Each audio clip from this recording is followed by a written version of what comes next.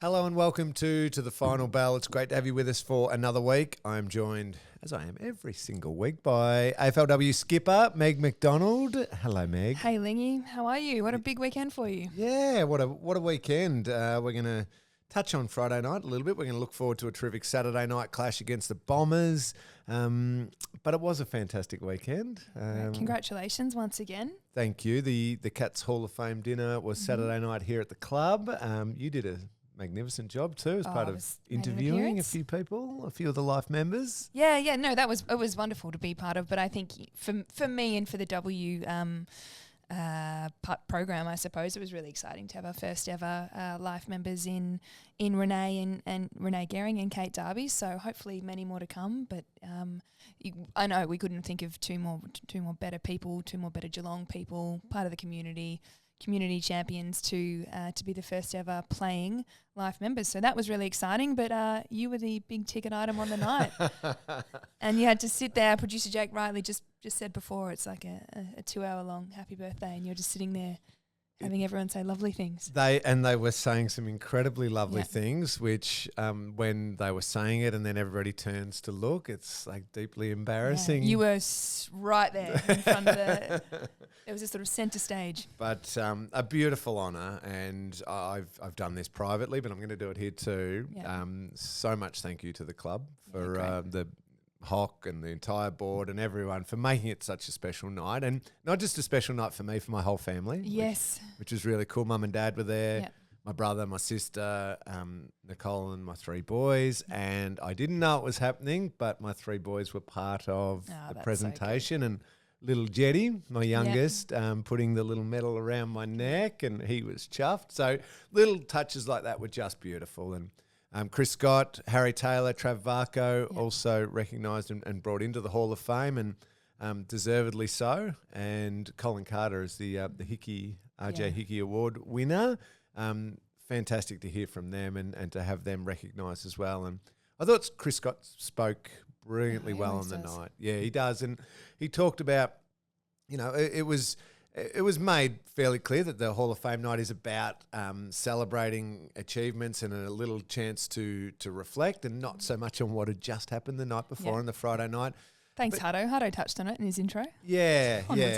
Anthony Hudson emceed and did a brilliant job of emceeing. But Scotty spoke about what he experienced when he first came to the club, his journey as coach. But it also you could draw direct parallels to what the team's going through right now, and that calm quality leadership that he provides, which is going to see the team through this period. Yeah, absolutely. And it's so lovely also to see. So as listeners will probably know by now, we had 11, I think, of the current men's team granted life membership as part of the evening, and, they would have had a tough Friday night.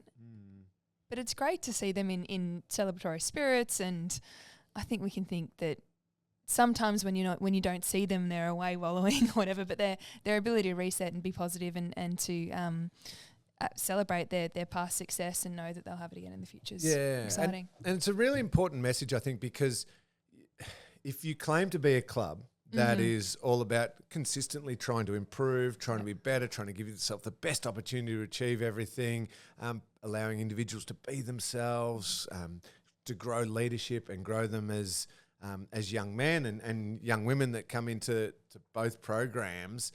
Well, you can't just talk that when things are going well and the team's winning. You have to live that when things aren't going so well. And the fact that they were there and they were genuinely excited and honoured to be to have achieved the life membership and to be able to talk about each other and what they mean to each other shows that this is a club that, through good times it's great, but also through some harder times and recent results on the field, we're going to stick together through this and work it out and hopefully come out the other side better for it. Yeah, absolutely. It was a really warm night. I've just got 2 questions on it before we finish. Actually, I've just wanted to know, did you know, I always look at the photos that are used as part of the legends. They go on the wall at the club. Are you consulted about what photo? No. I didn't think so, but I looked at it and I think, it's a lot of trust to put in someone to say, all right, this is the photo that epitomises me as a player. Was the photo okay, first of all? I haven't had a proper look at it, but it looked great from my I will say one thing. I did just lean across and joke to my my eldest son Max and said, "See, Dad used to have muscles." It's like, there's a little bit of definition. What in part those of your arms. career was it from? Later, because my hair's reasonably long at that stage. I did love the highlights package the club put together. There were a few shots of the earlier days when it was just real short back and sides. But the photo does have slightly longer hair, and it was nice to see that I used to be fit. Yeah. Oh, stop it. You got some big goals this year, fitness wise. It's exciting. You're still on it. Maybe. And second and final one was your favourite ever grand final goal got a rerun. How did you feel about Hutto's call of it? Yeah, that was brilliant. So, as it turned out, Anthony Hudson was the caller of the 2011 grand final. Trav Varco's incredible goal, his third of that day, Hutto called, and he admitted on the night to not giving it quite the treatment that it now deserves because he had 100 different things going on, trying to nail the actual moment when he kicks the goal, but didn't have full awareness that Trav had also been involved in the play deep in defence and then again on the wing. So he recalled it on the night. And how good is Hutto? It was, Hutto is my favourite. Yeah, just to be able to switch on the big commentary voice and so that we had the vision replayed and Hutto recalled that goal and nailed it just to give it that extra bit of treatment for Travie. Yeah. How would Trav have felt about it?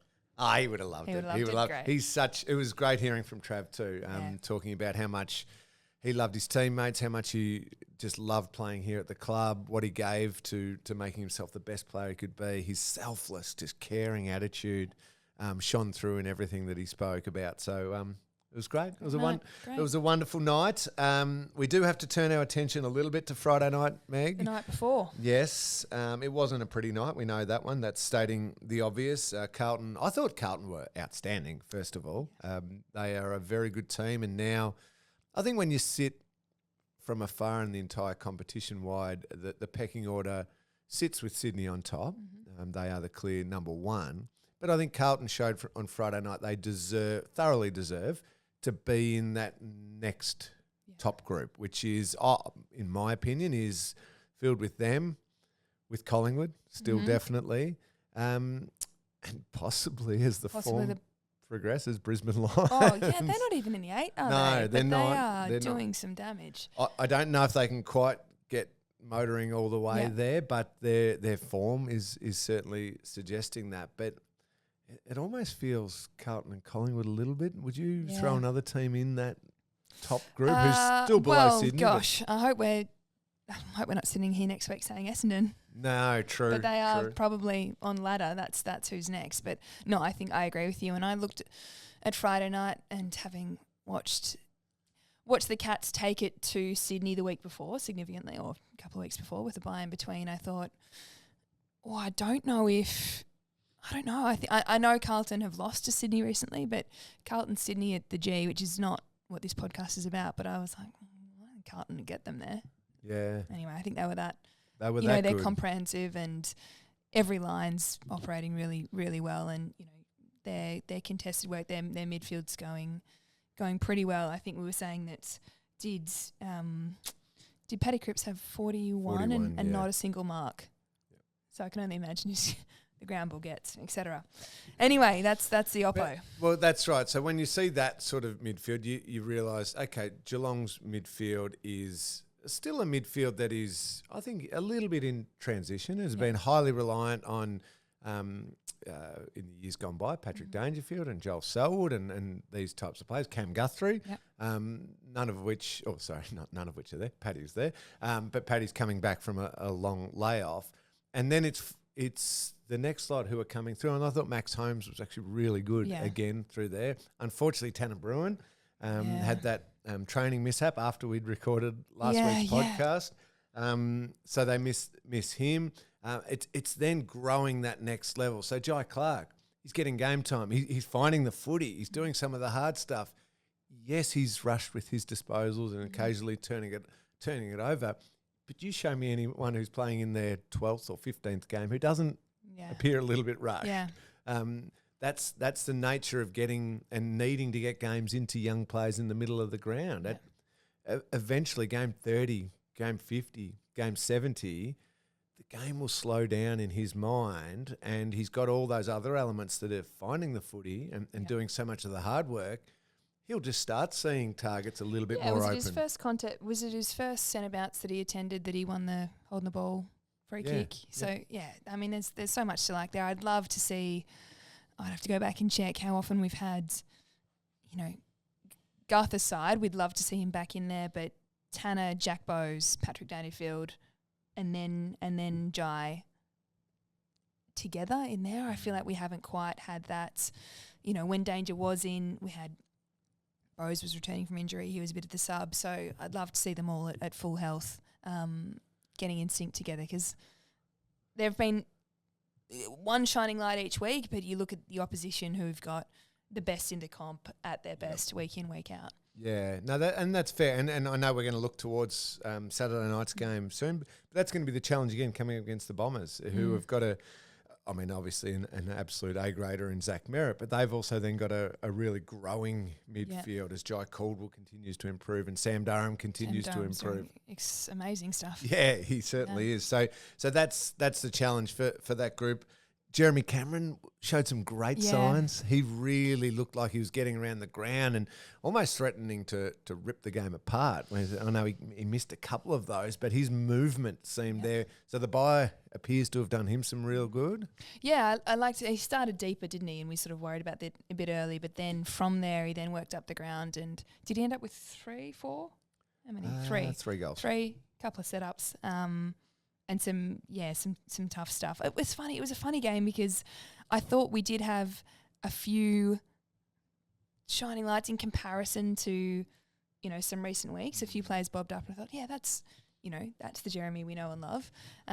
But we just shot ourselves in the foot a number of times, I think, when we had the ball in control. And I felt like we could see the team trying to take aggressive kick options into the corridor, but it's almost like, it looked to me like the sort of conviction, and I guess what it is, form, is when you're deciding to do that. If you're just not all the way there on that kick decision, you come off it a little bit, and all of a sudden it's a foot over your teammate's head and into the hands of the opposition. Yeah, it's funny, that mental side of things, isn't it? When just you, and we are talking 1%, aren't we? And we're talking just the slightest hesitation or the slightest bit of doubt, because these people who are doing it are superb kicks of the football. We have seen them do it in preliminary finals and grand finals, and they are magnificent users of the football.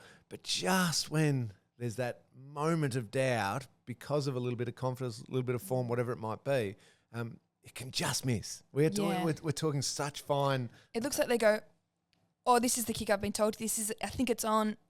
Oh, but I'm going to do it. Oh, no. I loved Ollie Dempsey's game again, Meg. I must say that. I've seen his growth. We've got to get to, let's just say the worst part of the night, apart from the loss, Tom Hawkins. Obviously, listeners right now are probably holding their breath thinking, what's going on? Obviously, check the health update. I believe there'll be one today. Yeah, we're recording this one on a Tuesday, so a little bit later today, and it may have already come out before this podcast is released. So check that. Obviously, it looked bad. He was in a lot of pain. Immediately, you fear the worst when you see something like that. Scans, I think it's the fact that he's then had to go and see a specialist, which has just held up any announcement on what's going on. But straight away, that sort of thing has a real flattening impact on the rest of the group, doesn't it? Oh, it can't help but not. What quarter was it in? I'm trying to remember. I think it was the third. The third?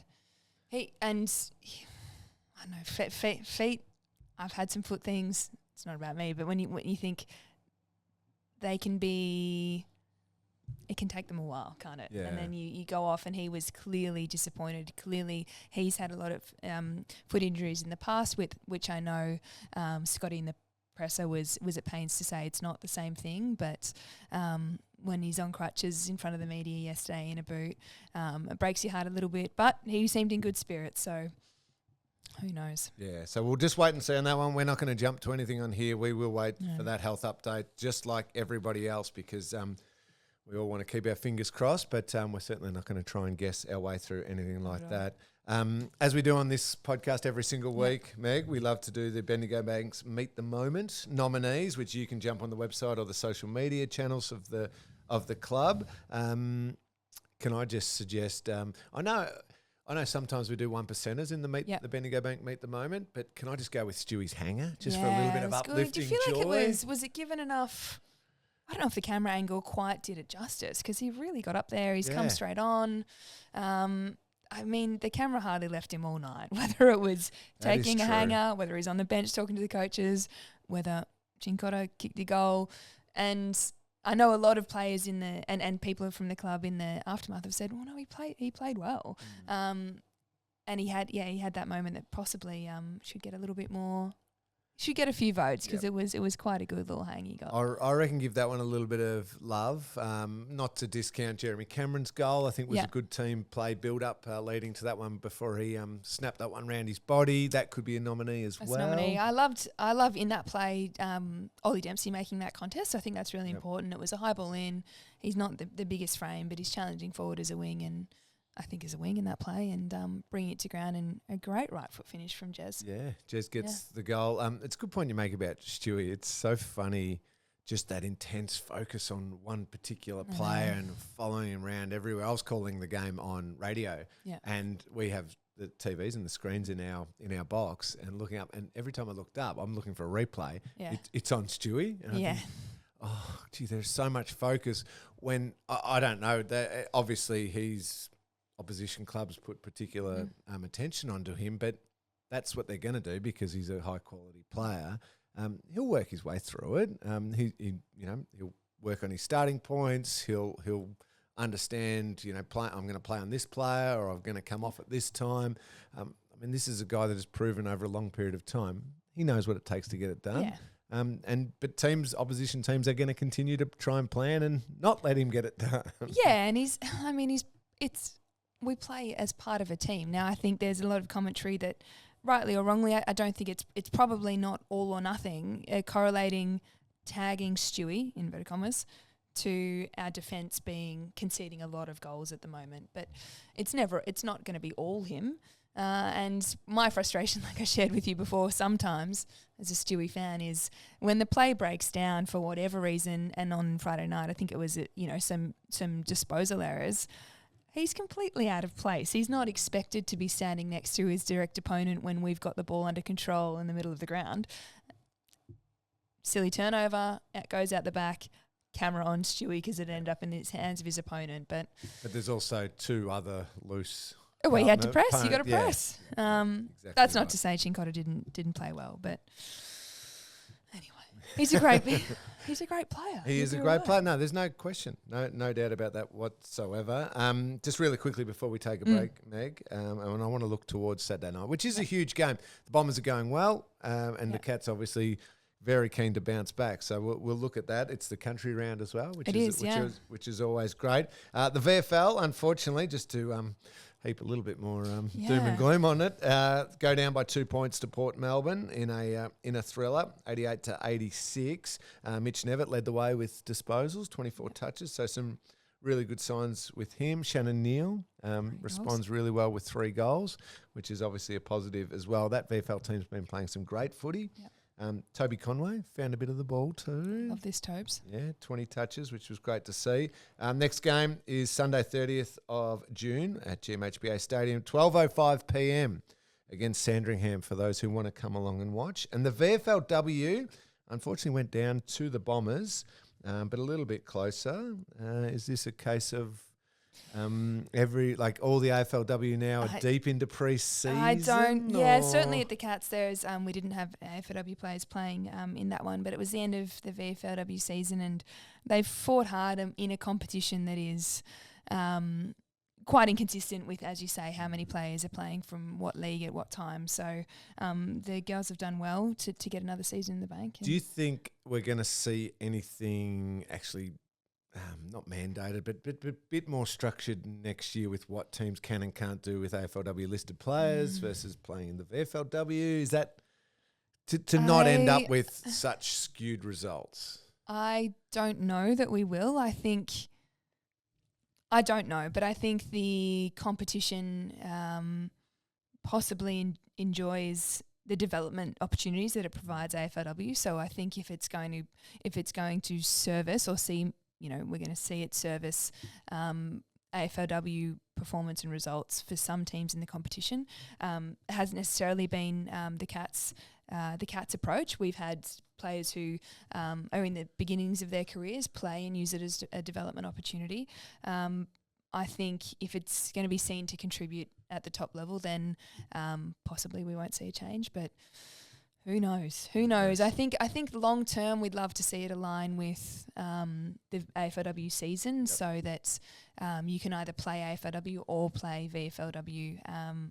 And it all at once. almost becomes more of it's a reserves, yes. Yeah, I think that's the question that's perpetually asked. So I think that's where we want to head long term, and hopefully that's probably the long term solution, not further regulating it. But I speak from a place of no particular knowledge on the subject. No, it'll be a watch this space, but also it's great to hear your opinion as captain of the AFLW team. And a bunch of the girls who've done well in VFLW continue to train on with us to sort of supplement our numbers. Tonight, for example, I'm sure we'll have some of them come along, and it allows us to play with only 30 listed players. It's difficult to play or to train match play without their support. So shout out to them, because they do continue. I would guess that the last thing you want to do after your last game of a season on a weekend is turn up to train again on Tuesday night, but I reckon they'll be here. Great dedication. We love that. Let's take a break and let's talk Bombers and the Cats next. Let's do it. Welcome back. It is great to have you with us on to the final bell. Meg, let's look to Saturday night. It's a massive clash. Cats taking on the Bombers at the MCG, 7:30 p.m. Cats home game? Cats home game. Yeah, let's break another record. I know we did that earlier in the year against Carlton, so let's really turn up. Yes, country round. Obviously, a lot happening throughout, or the build up to the game. The regional aspect of it is to highlight the contribution that regional footy clubs make to the game of Australian football. We've got, for those who are watching us right now, rather than just listening to us, we've got a Cats jumper here in front of us with a little example of what. So this is what they're going to wear on Saturday night. That's what they're going to wear, yeah, personalised. So I will try and describe it. We'll have the Cats unroll it, I reckon. Cats emblem on one side, as was always the case, and then the AFL, the Ford logo, and also on this occasion the Newtown Football Club logo. So each of the players are going to have their original local club on their own Guernsey. Whether that be, your really local ones, your St Mary's, all your favourites. The Mount Gambier for Brad Close. Is it the Mount Gambier Tigers maybe? Or but like we've that? also I apologise if it's not. We've also got Mayo, Portlaoise and Dingle. Apologies, Mark O'Connor. Don't get those. And if fans do want to purchase one of these Guernseys, you can actually, so this patch, there is a patch under the AFL logo that has, as you say on this one, has Newtown on there, but you can get your own one. So if it's from the suite of the 30 odd. 37. Yeah, so you can order one of these regional Guernseys. You can choose, if you would like, to have a local club on the Guernsey, like we've got here, as long as it's one of the ones that is on one of the Guernseys. So apologies to those who have obviously clearly come from other clubs, and maybe don't want to have certain rivalry clubs on them. I'm sure you could leave it blank. You can just have have one maybe with the run of the players down the bottom. Got some cool jumpers down the bottom here. Yeah, how many do you think you could name? No, I'd struggle. I mean, I clearly know the ones from the local. There's some Grovey Tigers, Newtown Eagles, St Mary's Saints. All of those ones I know very, very well from the GFL, having grown up here. But there's some other Guernseys I've never seen before. Dartmoor. Is that Jez Cameron?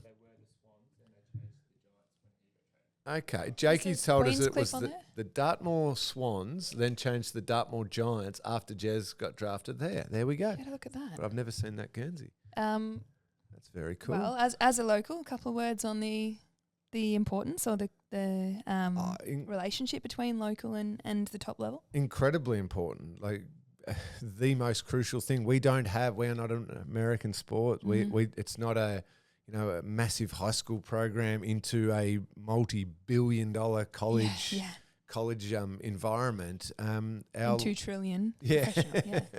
Our local football and netball clubs, most of them are just so crucial, and they rely on volunteers, wonderful, incredible volunteers who put their hand up to turn up to training, to manage the games, to make it safe, to have a, I'm being a bit self-indulgent here, but my mum still comes along and is the first aider for her grandson's teams, just to have that safety aspect around these players, and it's all volunteers. So across all of these clubs and all the wonderful regional clubs right throughout Australia, they're the ones who are producing the next champions at both men's and women's level. So I know more needs to be done for a lot of the clubs. They need more financial support. They need greater support from the AFL. The AFL is committed to doing that. But I love the fact that we're actually recognising it and celebrating it, because, gee, there's some people. I am affiliated. St Joey's was my old club here when I was a junior, and my kids play at St Mary's here in Geelong. The hours that from both of those clubs, I've seen some people for over 30, 40, 50 years are still volunteering and putting in countless hours to make that club work. It's incredible. I don't know how they do it. Yeah, and it seems to be a really special part of Geelong, to put it too probably too simply. But as you know, I grew up in Melbourne and wasn't necessarily, I'm a bit older, so therefore I didn't have brothers that played. I don't have brothers. And as a bunch of sisters, we didn't play much local footy. And having moved down in 2021 and starting to go to the local footy, I was blown away by the experience of it and the community of it. And to be so local to it now is really great to get down in the afternoon. And I know a number, of players throughout the bye went down and went back to their local club and had a watch. So. And it becomes much more than just the game of football or the game of netball. It's a real community and in sometimes a real support network. If things don't go well for certain people or certain families, these sporting clubs wrap their arms around them and make sure they're well supported. So it is much deeper than just the sport. So if you are keen to get a hold of one of those regional Guernseys, I would assume Cat's website. Yep, Cat's website. Beautiful. Grab one of those, and hopefully the boys that wear it on Saturday night get to have a big win. Let's talk about that game for a second here, Meg. Bombers in good form, playing some really good footy, third on the ladder at the moment, coming off a pretty comfortable win in the end. They were tested a little bit by the West Coast Eagles, but they're clearly in good form and they've clearly matured as a group. When we look at the form lines just from the weekend, Cats don't have a great game, Bombers have a good win. But I think matchup-wise, the Cats match up pretty well against the Bombers. And I actually haven't checked the recent records, but we've had the run of them. Run of wins recently. Obviously, they're rapidly developing under new coaching and leadership. And as you say, you've got players like Sam Durham who are... Oh, he's a star. Brand new to, the A grade's probably quite strong, but, those sort of upper midfields in the comp. But...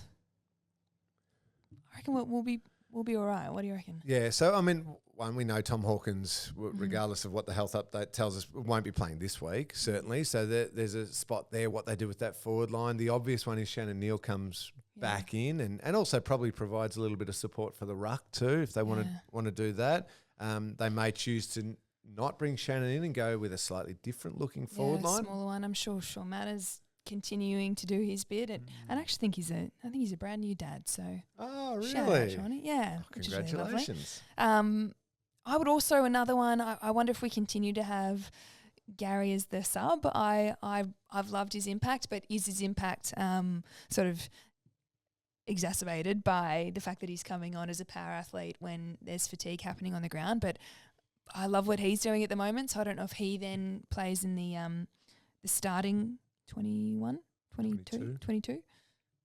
Gosh, I've got AFLW on the brain.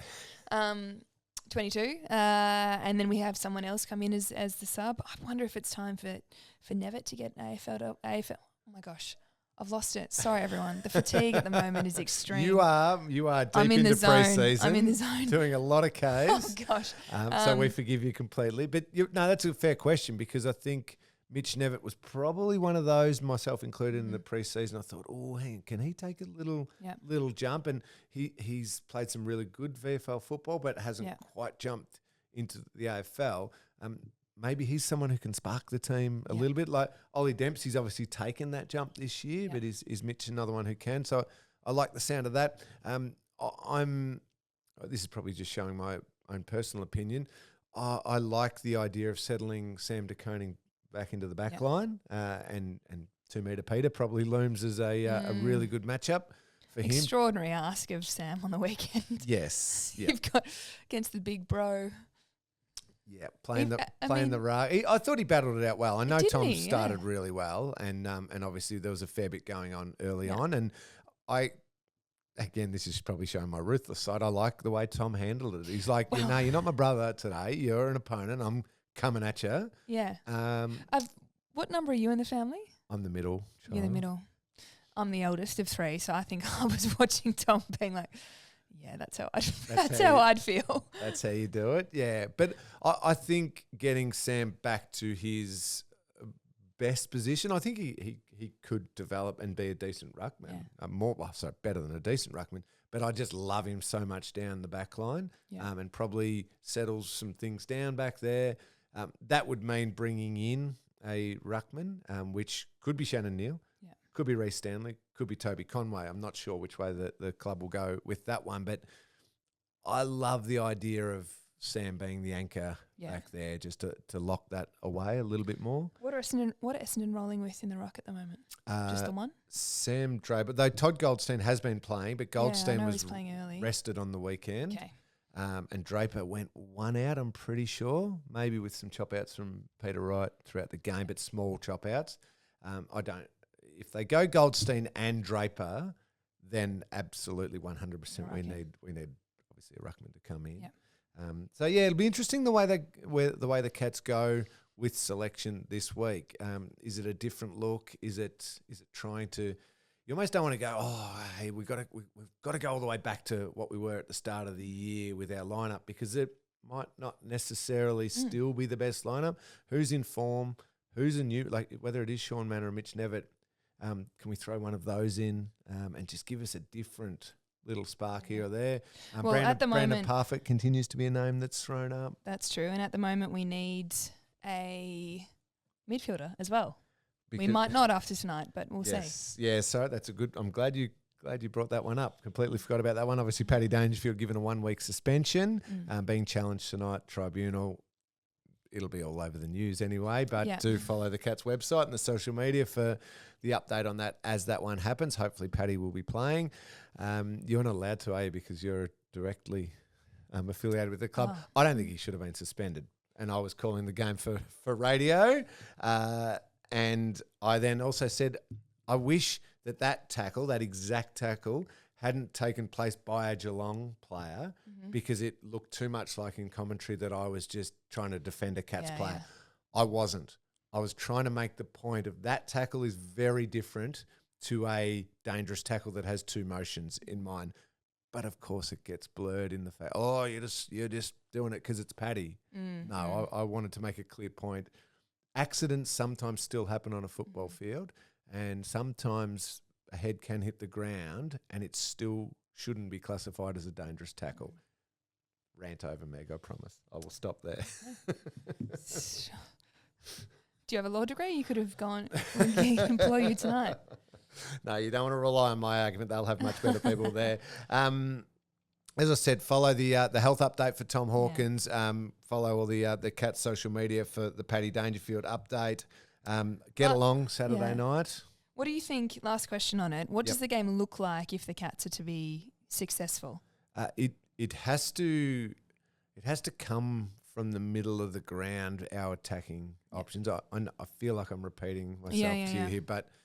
Essendon playing quite quickly? Are they still playing? I haven't watched heaps of them. They have different phases. They have modes, and you can see really well coached by Brad Scott. He's a terrific coach.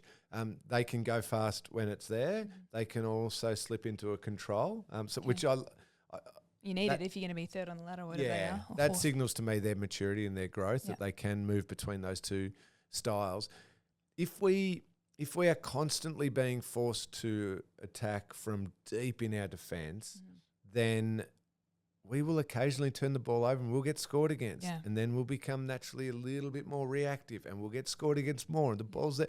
If the ball's there all the time, we're going to get scored against. And I think that's a big problem for us right now.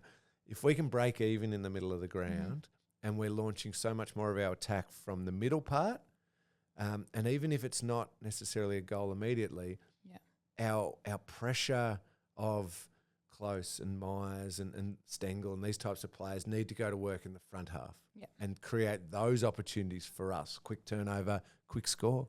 It's how we score. Right now I feel like we're trying to attack from too far back and it's costing not only our ability to score, but it's costing us goals because teams are good. Eventually we're gonna stuff one up. So that's where it is. So I think that middle part of the ground, if we are winning, the game is looking like, this is a real arm wrestle in the middle of the ground, and Geelong are able to just break open, just get it in there, and then Jeremy Cameron marks the ball. Great. If not, wow, look at Close and Stengel and Myers buzzing around. Ollie Dempsey looks threatening. That's the sort of commentary that I think will be taking place for the game to be on our terms. At least that's what I look forward to it. Are you working? I am. I'll be on the boundary for that one. All right, great. For Channel 7. So I'm certainly hoping it goes that way. Make it a much more enjoyable night. Joe Watson will be on the call as well. So there'll be a little bit of Bombers flavour, a little bit of Cats flavour. Did you play on Job? Yes, many times. Many times. Many times. Had some good battles with him. Time for us to wind up. Let's do it. We will be back next week. Hopefully talking about a Cats win. Well, you might not be. Is that right? Oh, I won't be. No, you're right. I'm taking a little break. Thank you. Who are you going to get to? Well, what happens if the Cats go 2-0 in your break? I won't be invited back. You don't have to take one for the team and stay away. Let's just say I will not take it personally. If it means the Cats keep winning, I love hanging out with you, Meg. I love talking the Cats, but I'll take a back seat. Yeah. You want to go to the footy with your boys and have a win. Can you try for one person for me? Yeah, go on. I know he's a favourite of the podcast listeners, and he was a former host. Mm-hmm. Can you just ask the question of the great Zach Toohey? Yeah, I reckon that's a good call. I can't promise you he's going to say yes or anything like that, and his schedule might not allow it. Maybe you need to ask the question of the great Zach Toohey then. No, I'll ask. I'll ask. Just ask, and hopefully we can get Reggie on. If not, you can do a solo pod. Yes, I can. No, we'll ask Reg, and I'm sure he still listens. So, Reg, come on, mate. We need your help. We need you to step up. Yeah, I won't be here for the next two. So, what a great first goal of the game, Reg. Loved your work. Yes. Or first Cats goal of the game. Absolutely. We'll give you all those kind of pump ups. Meg will be back next week. Hopefully with Reg. Definitely with someone else because you don't want to do a solo pod. I think the listeners like the two and the banter. Yep. Excellent. So the pod will be back next week, hopefully talking about a Cats win, and then just continue on your merry way. And I won't be back at all because we don't believe in that stuff. No, but enjoy the game Saturday night. Cats taking on the Bombers 7:30 at the MCG. Get there, get along there. I think this is when get a big home crowd at the MCG cheering us on. Get the boys going again. It'll be fantastic. Meg, thank you. Great to see you. Thanks, Lingy.